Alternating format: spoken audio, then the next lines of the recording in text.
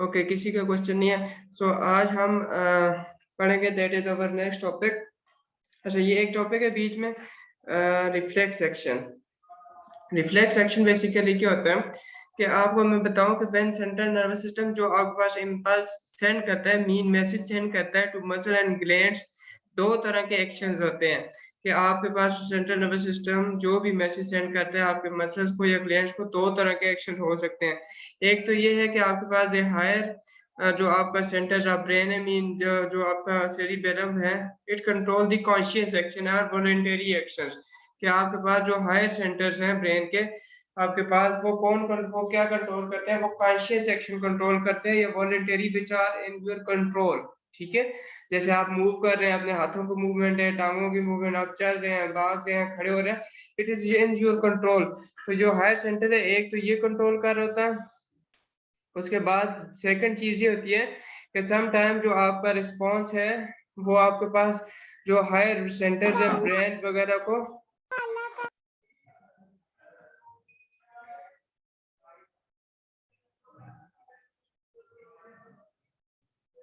Sometime ऐसा होता है कि आपको जो मैसेज है वो हायर ब्रेन को नहीं जाता, हायर सेंटर को नहीं जाता।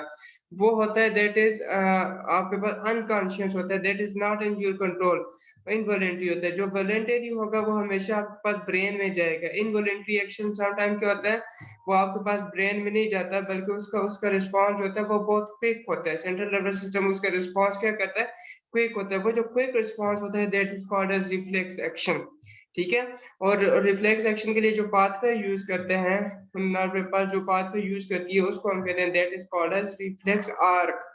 तो आपके पास रिफ्लेक्स एक्शन क्या होता है, it is a quick action जो कि आपके पास इनवॉलेंटरी होता है आपके पास, एंड अनकॉन्शियसली आप इस ये आपके पास होता है। एंड जो पाथवे यूज होता है वो आपके पास ही होता है, रिफ्लेक्स आर्क होता है। ठीक है। इसकी एक बहुत ही कॉमन एग्जांपल है, सिंपल सी एग्जांपल है कि अगर आप किसी चीज पे जो है वो अपना किसी गर्म चीज पे हाथ रखते हैं। मैं आपको अगर डायग्राम बताऊं तो ये है। आप जैसे किसी गर्म चीज पे हाथ रखते हैं तो लेस देन 1 सेकंड आप अपना हाथ एकदम पीछे कर लेते हैं। आप अगर उस चीज को कंट्रोल करना चाहें भी तो नहीं कंट्रोल कर सकते। ठीक है।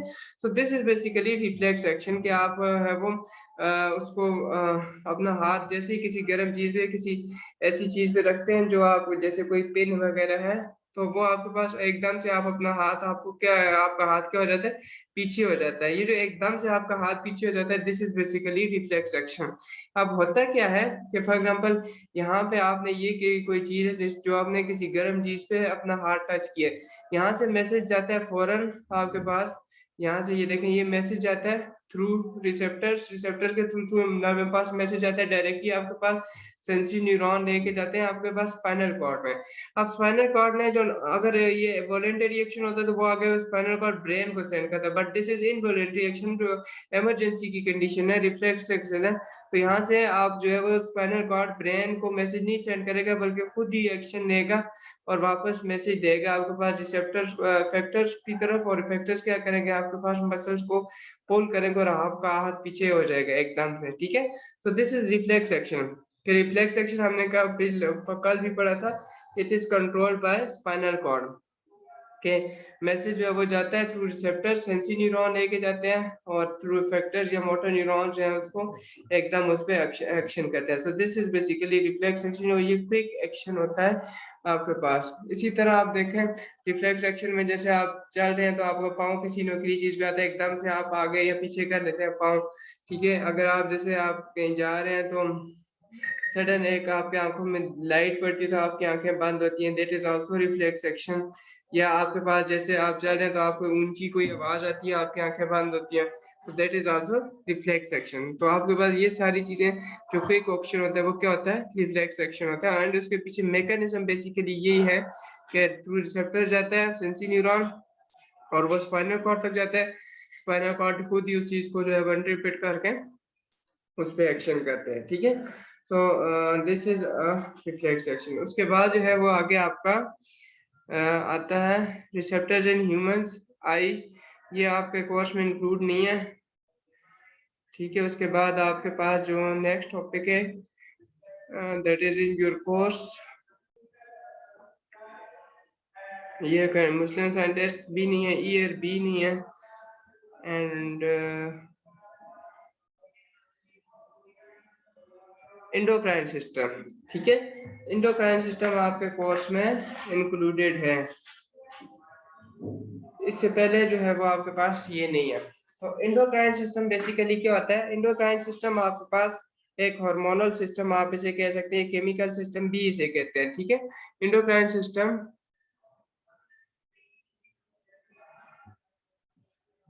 इंडोक्राइन, अच्छा एक मिनट,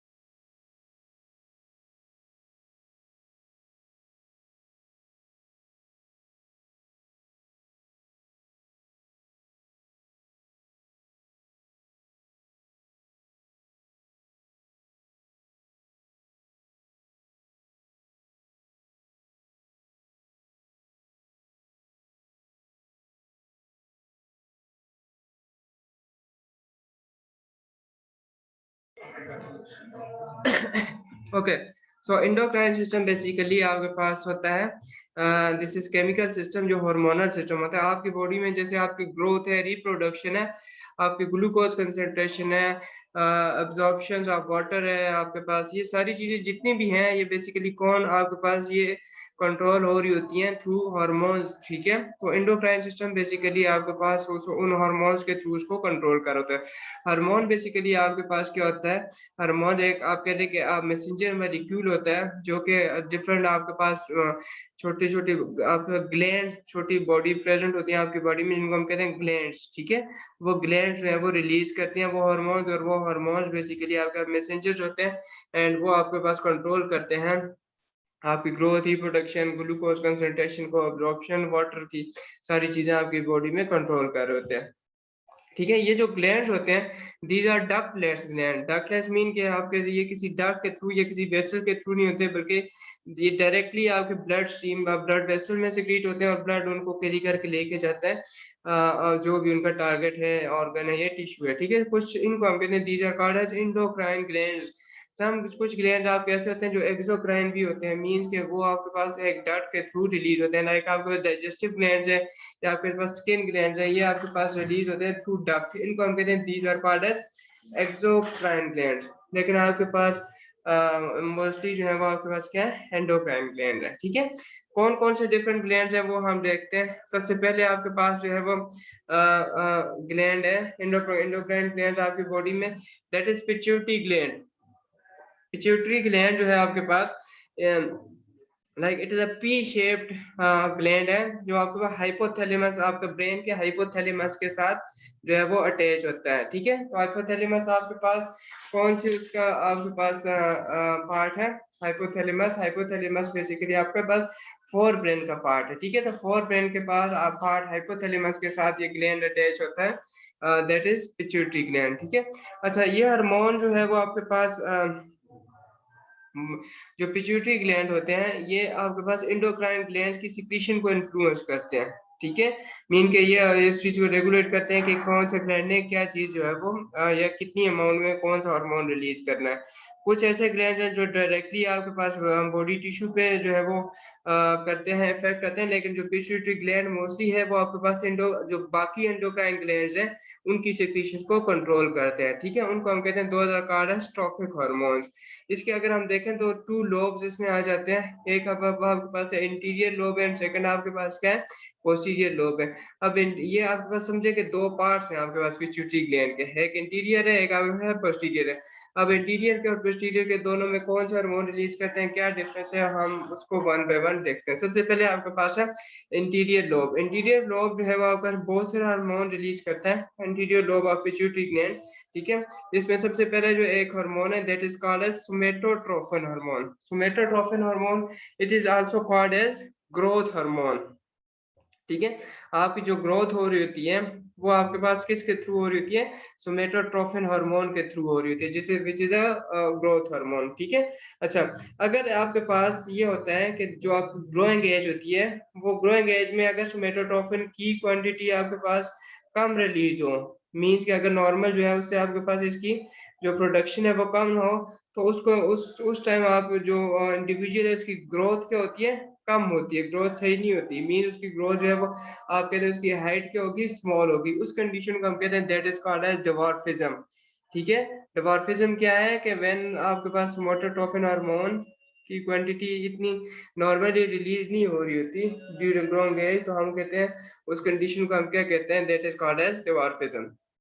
अगर ग्रोइंग एज में आपके पास जो ग्रोथ हार्मोन है उसकी क्वांटिटी ज्यादा रिलीज हो रही है, एक्सेस रिलीज हो रही है, तो उस टाइम पे जो ग्रोथ होती है वो बहुत ज्यादा हो जाती है किसी इंडिविजुअल को, उसको हम क्या कहते हैं, that is called as gigantism. उसको हम क्या कहते हैं, जाइगेंटिज्म, जिसमें उसकी जो हाइट है वो बहुत क्या हो जाती है, टॉल हो जाती है, और वेट उसका क्या हो जाता है, इंक्रीज कर जाता है। तो सोमेटोट्रोपिन जो है हार्मोन है which is release bye interior lobe of pituitary gland, अगर ये कम होता है, कम रिलीज होता है, तो हम एक कंडीशन लीजिए दैट इज डिवार्फिज्म। तो अगर ये ज्यादा रिलीज होता है तो वो लीड करता है आपके पास किसको, जाइगेंटिज्म को। अच्छा, अब होता ये है कि अगर ये ग्रोइंग एज में कम या ज्यादा हो तो वो आपके पास डिवार्फिज्म या जाइगेंटिज्म को जो है वो लीड करता है।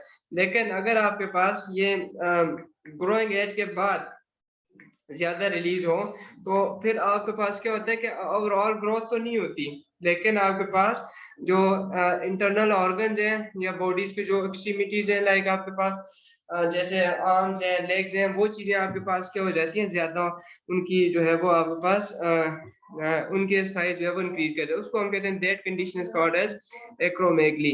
वो ऐसे पर्सन जो उनके हैंड्स होते हैं वो लार्ज होते हैं, फीट जब वो उनकी क्या हो जाती है, इंक्रीज कर जाती है, ठीक है। ग्रोइंग एज होती है 18 टू 20 ईयर्स, तो अगर 18 टू 20 ईयर्स तक सोमेटोट्रोपिन कम होता है तो वो डिवार्फिज्म होगा, ज्यादा रिलीज होता है तो वहां पे जाइगेंटिज्म होगा। अब 18 टू 20 ईयर्स के बाद अगर डिवार्फिज्म ज्यादा रिलीज होता है तो वो ओवरऑल टॉल या वेट उसका इंक्रीज नहीं करेगा, बल्कि वो जो आपके पास सिर्फ ऑर्गन्स है, इंटरनल ऑर्गन्स है, या आपके पास जो आउटर ऑर्गन है, लाइक आपके हैंड्स जो है वो उसके अलावा लेग्स हैं, आर्म्स हैं, ये चीजें आपकी क्या हो जाएंगी, इंक्रीज कर जाएंगी, ठीक है। So this is the hormone जो आपके पास है। एक हार्मोन है somatotropin which is released by interior lobe of pituitary gland. इसी तरह एक और हार्मोन है जो इंटीरियर रिलीज है, दैट इज टीएसएच या thyroid stimulating hormone. Thyroid stimulating hormone basically ये आपके पास क्या आता है, इसको नाम से याद है कि थायराइड स्टिमुलेटिंग, ये आपके पास थायराइड ग्लैंड होता है आपके पास, उसको क्या करता है, ये थायराइड ग्लैंड बेसिकली आपके पास ये मेटाबॉलिज्म में हेल्प करता है। तो आपके पास ये थायराइड ग्लैंड को स्टिमुलेट करता है, मीन उसकी सिक्रीशन को क्या करता है, कंट्रोल करता है, ठीक है। अच्छा, उसके बाद है कि आपके पास जो और बाकी बहुत सारे हार्मोन्स रिलीज करते हैं, वो आपके पास रिप्रोडक्टिव ऑर्गन्स और एड्रीनल ग्लैंड्स वगैरह। एड्रीनल ग्लैंड्स आपके पास जो सेक्स हार्मोन्स होते हैं उनको आप क्या कहते हैं, एड्रीनल ग्लैंड्स जो हैं उनसे रिलेटेड होते हैं। तो वो बाकी जो इंटीरियर लोब रिलीज करता है वो आपका रिप्रोडक्टिव ऑर्गन और एड्रीनल ग्लैंड्स वगैरह को रेगुलेट करता है, ठीक है। तो आपने याद रखना है, एक सोमेटोट्रोपिन इंटीरियर लोब में रिलीज होता है, सेकंड आपका टीएसएच है, थायराइड स्टिमुलेटिंग हार्मोन है। इसके अलावा और भी बहुत से हार्मोन्स हैं, लेकिन वो आपके इधर बुक में नहीं गिवन, ठीक है। So this was the first lobe of pituitary gland. Second lobe है that is posterior lobe of the pituitary gland, ठीक है। फिर पोस्टीरियर लोब जो है वो आपके पास दो हार्मोन जो है वो रिलीज करते हैं, एक oxytocin and second one is vasopressin, जिसे हम कहते हैं एंटी डाययूरेटिक हार्मोन या एडीएच कहते हैं, ठीक है। एंटी डाययूरेटिक मींस कि आपके पास ये एक्सेस यूरिन को क्या करता है, स्टॉप करता है, वेसोप्रेसिन। एंड जो है वो आपके पास एक जो है वो आपका ऑक्सीटोसिन से ये अभी आपके पास जो पोस्टीरियर लोब है, it is also attached with the hypothalamus, जो आपके पास है हाइपोथैलेमस के साथ अटैच होते हैं। ये हार्मोन जो है वो हाइपोथैलेमस ही प्रोड्यूस करता है। हम वन बाय वन देखते हैं दोनों को, ठीक है। सबसे पहले हम देखते हैं वेसोप्रेसिन को, ठीक है। वेसोप्रेसिन का फंक्शन क्या होता है कि in increase the rate of reabsorption of water from nephrons, कि आपके पास हमने पढ़ा था कि नेफ्रॉन जो है इट हेल्प्स इन दी, जो किडनी है it helps in the regulation of water, osmo regulatory function perform करती है। तो वो जो रीअब्जॉर्प्शन ऑफ वाटर होती है, जो सिलेक्टिव रीअब्जॉर्प्शन हमने पढ़ा था, वो बेसिकली किस वजह से होती है, वो वेसोप्रेसिन की वजह से होती है, ठीक है। वेसोप्रेसिन इंक्रीज होता है, रिलीज होता है, तो रीअब्जॉर्प्शन भी होती है नेफ्रॉन की, ठीक है। अच्छा, अब होता ये है कि जब आपकी बॉडी में ऑलरेडी वाटर कम है या फ्लूइड्स कम है, तो वेसोप्रेसिन आपके पास क्या होगा, कम रिलीज होगा आपके पास, और जो आपके पास क्वांटिटी है वाटर की वो ज्यादा अब्सॉर्ब नहीं होगी। लेकिन अगर आपके पास नहीं जो आपके पास मीन कि आपके पास अगर आपकी बॉडी में वाटर फ्लूइड्स कम है, तो वेसोप्रेसिन ज्यादा रिलीज होगा और आपके अब्जॉर्प्शन क्या होगी, ज्यादा होगी, रीअब्जॉर्प्शन क्या होगी, ज्यादा होगी। इसी तरह अगर आपकी बॉडी में पानी ज्यादा है, तो वेसोप्रेसिन कम रिलीज होगा और रीअब्जॉर्प्शन नहीं होगी, तो वो ज्यादा क्या होगा, सिक्रीट आउट होगा, ठीक है। सो ये आपके पास बेसिकली इस वेसोप्रेसिन जो है इस तरह कंट्रोल करता है आपकी जो रीअब्जॉर्प्शन होती है वाटर की, ठीक है। अच्छा, इसमें ये होता है कि सम टाइम के जो पिट्यूटरी ग्लैंड होता है does not secretes this hormone in required amount, तो उसके बाद रिक्वायर्ड अमाउंट में नहीं होता, तो जो रीअब्जॉर्प्शन होती है वो आपके पास क्या होती है, कम होती है, और लॉस जो है वो वाटर का क्या हो जाता है, ज्यादा हो जाता है। तो हम उससे कहते हैं that is called as diabetes insipidus. उसे हम क्या कहते हैं, इस कंडीशन को diabetes insipidus. Diabetes insipidus, that condition in which you have the less secretion of the vasopressin, less secretion होगी तो रीअब्जॉर्प्शन जो है वो वाटर की कम होगी, क्योंकि ये वाटर की रीअब्जॉर्प्शन इंक्रीज करता है, तो ये कम रिलीज होगा, रीअब्जॉर्प्शन कम होगी, तो ज्यादा यूरिन बनेगा। उस कंडीशन में हम क्या कहते हैं, that is called as diabetes insipidus. So this is the first hormone which is released by the posterior lobe of pituitary gland. Second hormone is oxytocin, ठीक है। ऑक्सीटोसिन बेसिकली आपके पास इसका फंक्शन ये है कि it helps in the contraction of the uterus walls in mother for child birth, ठीक है। जब आपके पास डिलीवरी हो रही होती है और चाइल्ड बर्थ में, उस टाइम ये होता है कि जो यूट्रस होता है, यूट्रस बेसिकली आपके पास वॉर्म के साथ एक वॉल लाइक स्ट्रक्चर होती है, ट्यूब लाइक स्ट्रक्चर, जिसको यूट्रस कहते हैं, ठीक है, जिसमें से बेसिकली चाइल्ड बर्थ होती है। तो यूट्रस वॉल की कंट्रैक्शन होती है at the time of birth. तो ऑक्सीटोसिन क्या करता है, ये हार्मोन बेसिकली उस जो यूट्रस वॉल है उसकी कंट्रैक्शन को स्टिमुलेट करता है, मींस कि it helps in the child birth के, वो आपके पास डिलीवरी में हेल्प करता है ऑक्सीटोसिन, ठीक है।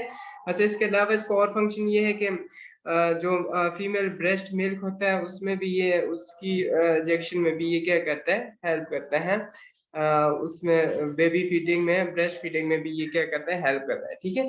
तो ये आपका वेसोप्रेसिन ऑक्सीटोसिन टू हार्मोन्स है which are released by the posterior lobe of the pituitary gland, ठीक है। अच्छा, इसी तरह आपको मैं ये नीचे बताया हुआ है कि जो मेटामॉर्फोसिस होती है, मेटामॉर्फोसिस बेसिकली जो चेंजेस होती हैं from the birth to the death end of the जो इंडिविजुअल है, उस तक जो भी चेंजेस होती है बॉडी में, वो सारी जो है वो हार्मोन्स उनको कंट्रोल करते हैं। तो हार्मोन्स बेसिकली उसके अलावा जो माइग्रेशन ऑफ बर्ड्स है उनको भी कंट्रोल करते हैं, और यूनिसेलुलर ऑर्गेनिज्म में भी हार्मोन जो है वो प्रेजेंट होते हैं। तो ये हार्मोन्स का बेसिकली बताया हुआ है कि हार्मोन्स जो है वो आपके पास सारे कंट्रोल करते हैं। तो यहाँ तक आपका पिट्यूटरी ग्लैंड है which is the first gland of the endocrine system, वो कंप्लीट हो गया, जिसमें दो लोब है, एक एंटीरियर लोब है जिसमें दो हार्मोन रिलीज होते हैं, सोमेटोट्रोपिन है, एंड सेकंड है टीएसएच थायराइड स्टिमुलेटिंग हार्मोन। लेकिन आपका पोस्टीरियर लोब है, इसमें वेसोप्रेसिन एंड ऑक्सीटोसिन दो हार्मोन रिलीज होते हैं, ठीक है।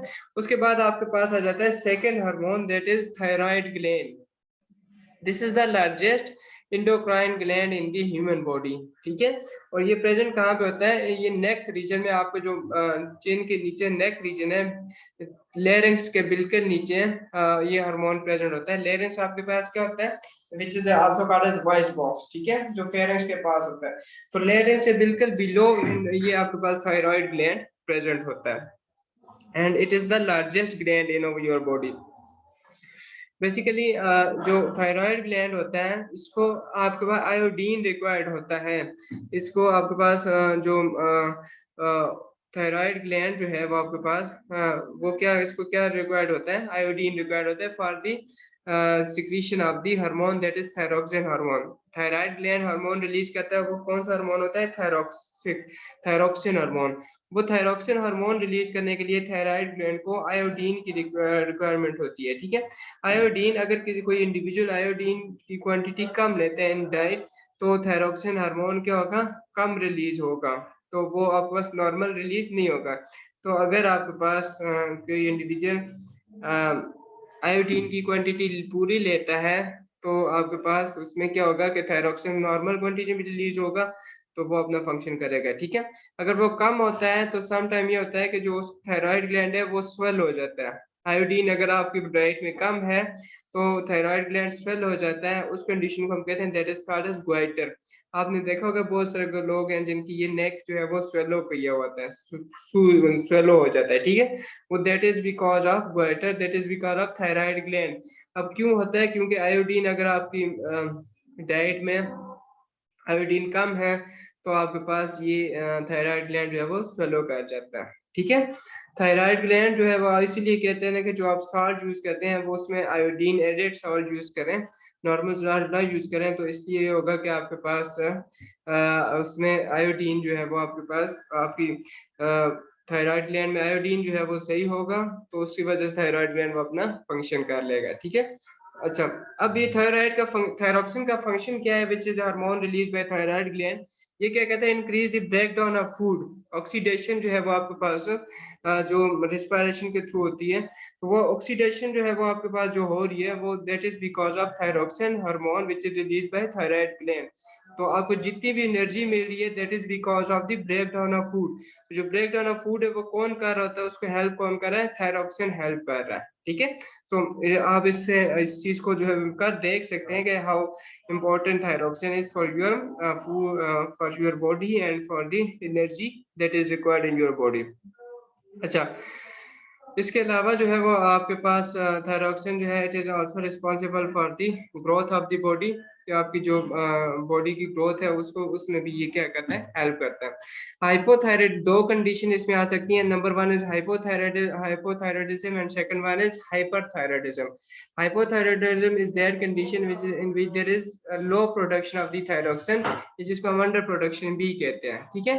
अब इसमें ये होगा कि हाइपोथायराइडिज्म में अगर आपके पास थायरोक्सिन कम अमाउंट में रिलीज हुआ है, तो इट्स मीन कि फूड की ब्रेकडाउन कम होगी and you will have the you will lake the energy that is required your body, ठीक है। तो हाइपोथायराइडिज्म में आपकी एनर्जी क्या होगी, लो होगी, और आपकी हार्ट बीट और ग्रोथ वो सारी आपकी क्या हो जाएगी, स्लो डाउन होगी, because there will be less oxidation of the food, कम ब्रेक डाउन होगा और एनर्जी की होगी कम होगी। तो हाइपोथायराइडिज्म जिसमें कम आपके पास थायरोक्सिन अंडर प्रोडक्शन होगी या कम प्रोडक्शन होगी। Second condition is hyperthyroidism.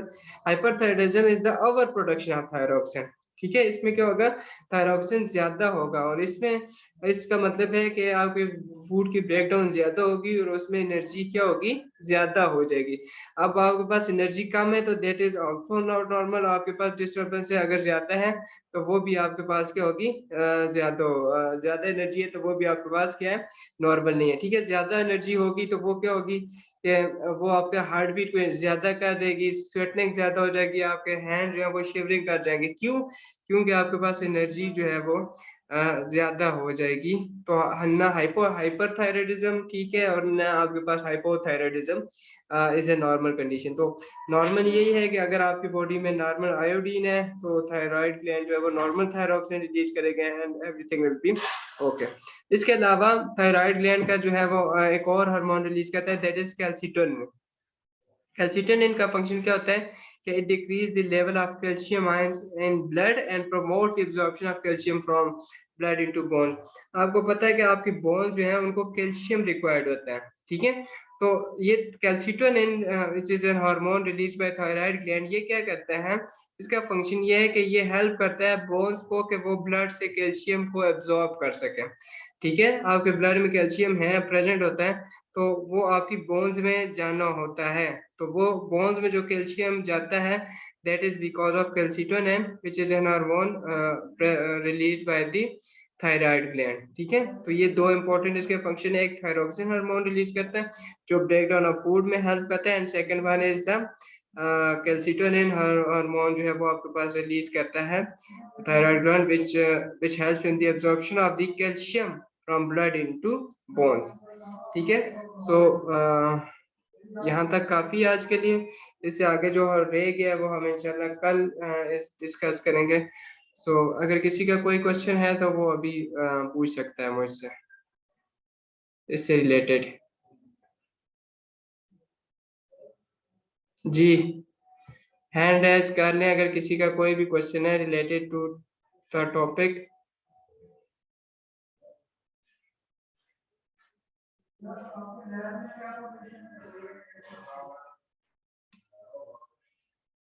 किसी का कोई क्वेश्चन नहीं है, इसका मतलब आप सबको समझ आ गई है।